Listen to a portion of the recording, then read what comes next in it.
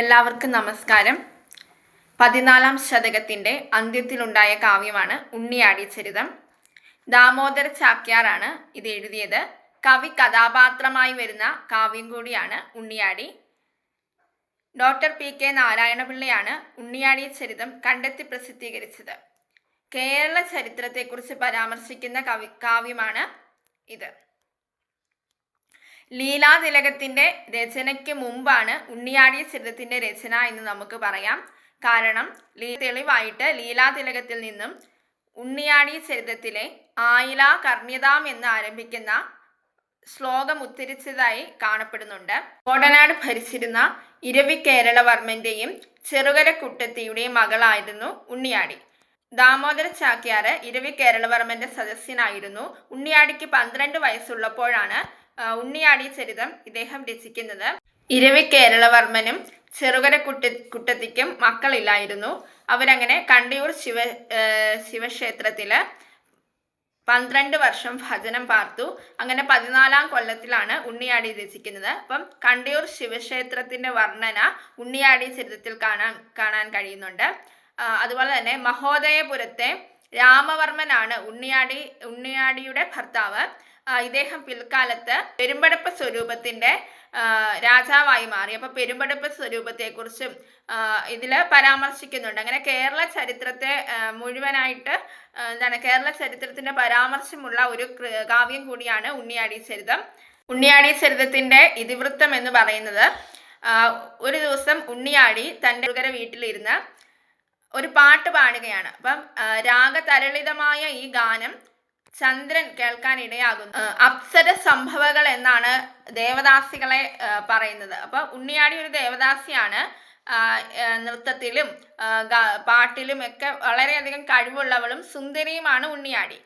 അപ്പോൾ ചന്ദ്രൻ ഈ പാട്ട് കേൾക്കുമ്പോൾ അത് തനിക്ക് ഏറ്റവും പ്രിയപ്പെട്ടവളായിരുന്ന പ്രാവിഡ് എന്ന അപ്സരസിന്റെ സ്വരമായിട്ട് ചന്ദ്രന് തോന്നുകയാണ്. അങ്ങനെ അത് അന്വേഷിക്കാനായിട്ട് ചന്ദ്രൻ തൻ്റെ 2 ഭൃത്യന്മാരെ ഭൂമിയിലേക്ക് അയക്കുകയാണ്, സുവാഗതനെയും മതിദീപനെയും. സുവാഗതനും മതിദീപനും ഈ ഗാനത്തിന്റെ ഉറവിടം അന്വേഷിച്ച് കണ്ടിയൂർ ശിവക്ഷേത്രത്തിന്റെ അടുത്തെത്തുന്നു. അവിടെ വെച്ച് ദാമോദര ചാക്യാരെ കാണാൻ ഇടവരികയും ചാക്യാര് ഇവരെ 2 പേരെയും കൂട്ടി ചെറുകര ഇല്ലത്തേക്ക് കൊണ്ടുപോവുകയുമാണ് ചെയ്യുന്നത്.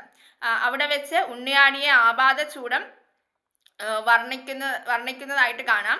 അതുപോലെ തന്നെ പ്രാവിഡ് എന്ന അപ്സരസിന്റെ മനുഷ്യ അവതാരമായിട്ടാണ് ഉണ്ണിയാടിയെ ദാമോദര ചാക്യാർ വിശേഷിപ്പിച്ചിരിക്കുന്നത്.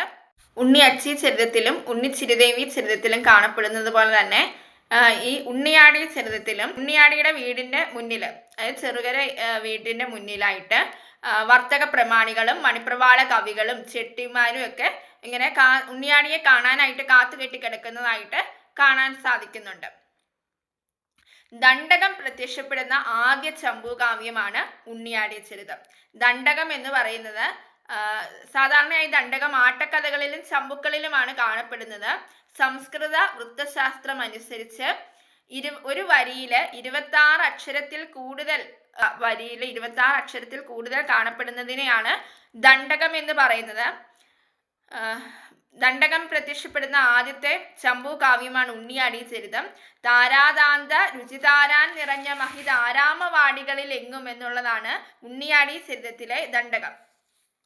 മദന സുൽത്താൻമാരുടെ നാണയമായ തുലുക്ക കാശിനെ കുറിച്ച് ഉണ്ണിയാടി ചരിതത്തിൽ പരാമർശിക്കുന്നുണ്ട്.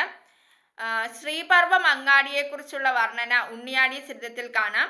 നളിന മകൾക്കൊരു ലീലോദ്യാനം എന്നാണ് ശ്രീപർവം അങ്ങാടിയെ ഉണ്ണിയാടി ചരിതത്തില് വർണ്ണിക്കുന്നത്.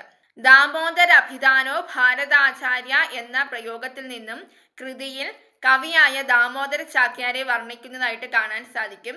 കേരള വിഷയം പാലിപ്പാനായി മഹിത മഹോദയ നിലയെ മറവു എന്ന് വർണ്ണിക്കുന്നത് പെരുമ്പടപ്പ് സ്വരൂപത്തെയാണ്.